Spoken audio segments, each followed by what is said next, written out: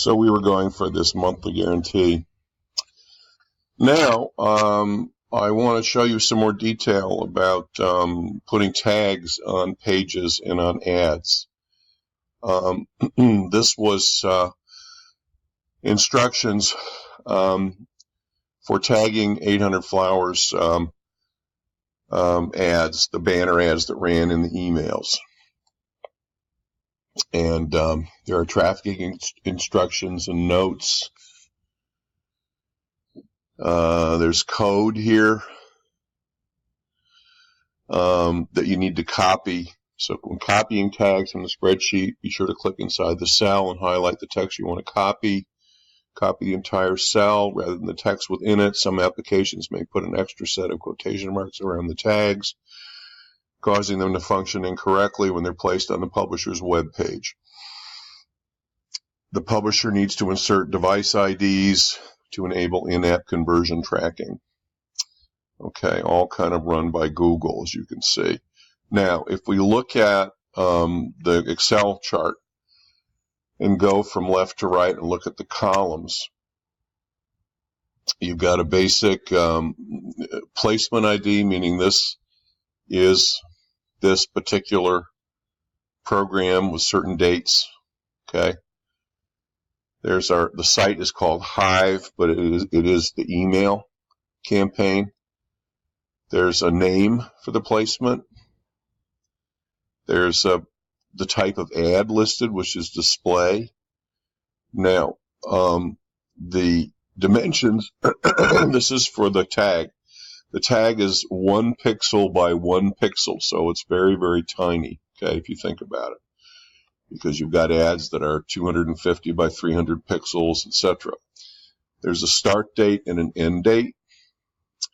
There's a specific numerical ID for every ad. And 800 Flowers had 2 ads. They did the Mother's Day ad with a 20% discount that you saw, and they also had an everyday ad, which was planned to run after Mother's Day was over, so it was just for everyday occasions. The creative had a special ID, has a special ID, and then a special name. And then here is the code for the tag. And you've got a couple of different, you've got impression tags for people who open the page on the ad, and then you also have, if you look over to the right, the click tag for people who actually click on the ad. So this code sends information to DoubleClick for the DFP report, and the code is actually what is active here. And so the pixel broadcasts back to DoubleClick anyone who uploads the page or clicks on an ad. And this is for 2 different ads, which is what the 2 different rows are. So those are the real mechanics for how you keep track of things on the internet. And now we come to, sorry folks, getting a little voice worn out here. And now we come to sales results for 1-800-Flowers.com. And this is from their own tracking of these tags. Here's what we get. Let me try to explain this to you. So you've got date on the left-hand column.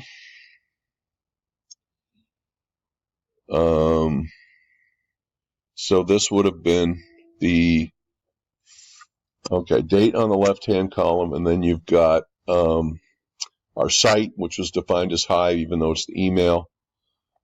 They defined it as Choice Hotels. And here's the pixel. See the 1 by 1 at the end of everything? You've got everyday bestsellers and Mother's Day.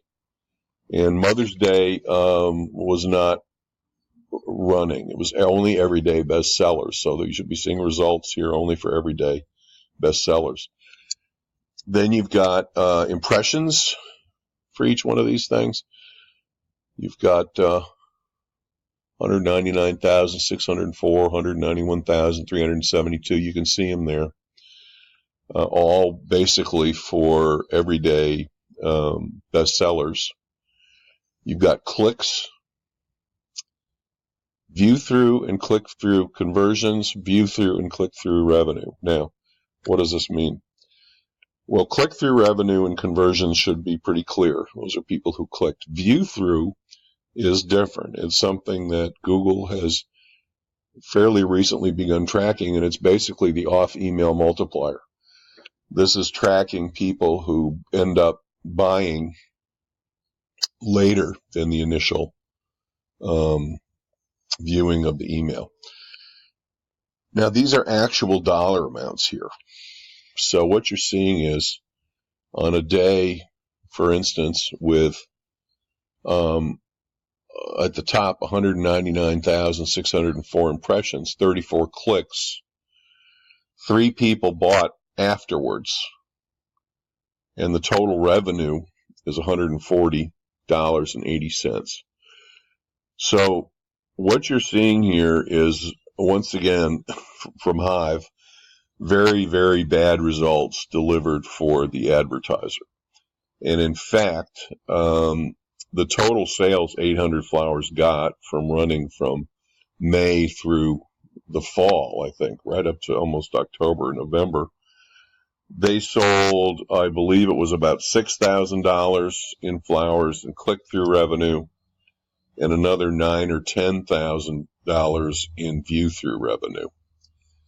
Very, very, very bad results. Very bad click-through rate for 800 Flowers. Before I get to my next topic, just to wrap this up. So 800 Flowers refused to recognize the validity of view-through conversions. That's very new, and a lot of advertisers just don't want to go there, even though it's valid.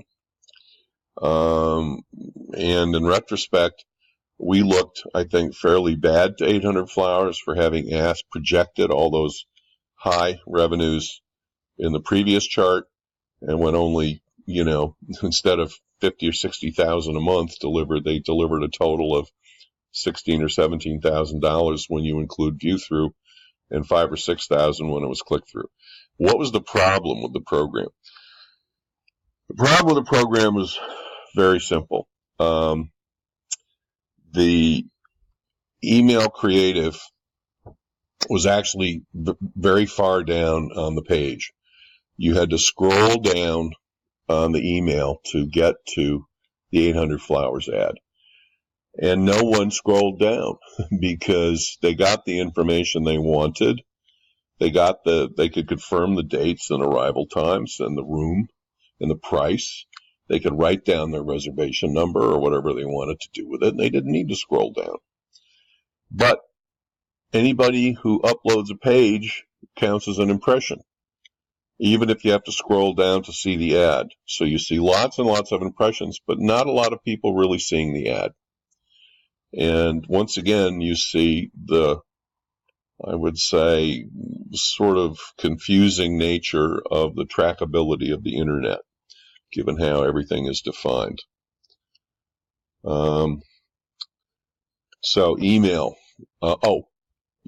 Last important point. CAN-SPAM Act. If you don't know what it is, I suggest you look it up. But it's a set of rules for what can be in emails, and it's to prevent people from just injudiciously spamming the world, even though a lot of people still seem to get away with it.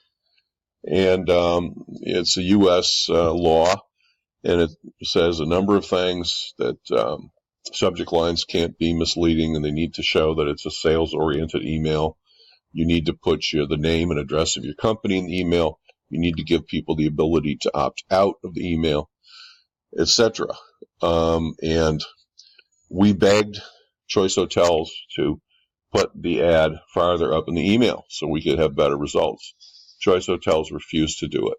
Their attorneys would not let them do it, and the reason is the CAN-SPAM Act, because the email is an event-triggered email. It's not a sales email. and to stick an ad that's not even related to hotels or hotel stays for flowers in a reservation confirmation email is considered somewhat deceptive. And so the Choice Hotel attorneys refused to let us put the ad up where people would see it immediately when they uploaded the page. And so basically Hive has abandoned that program and feels it isn't even worth selling anymore because it's just not going to be effective. So we started out thinking, and Choice Hotels thought it would be worth $40,000 or $50,000 a month to reach 4.5 million people, the 90% open rate. And the result, because of can-spam laws and where the ad was placed, was that it was not an effective medium. Programmatic buying is a major, so we've talked about the basic kinds now of, just to recap, of internet advertising, from banners to video to social media, rich media, emails, and how we also looked at how things are tracked with tags and pixels, etc. And we also have seen that some of the tracking and counting of impressions, etc., is somewhat misleading with internet advertising. Now we're talking about trends, and programmatic buying is a huge, huge trend and moving very quickly. And this is when software does your ad buying for you.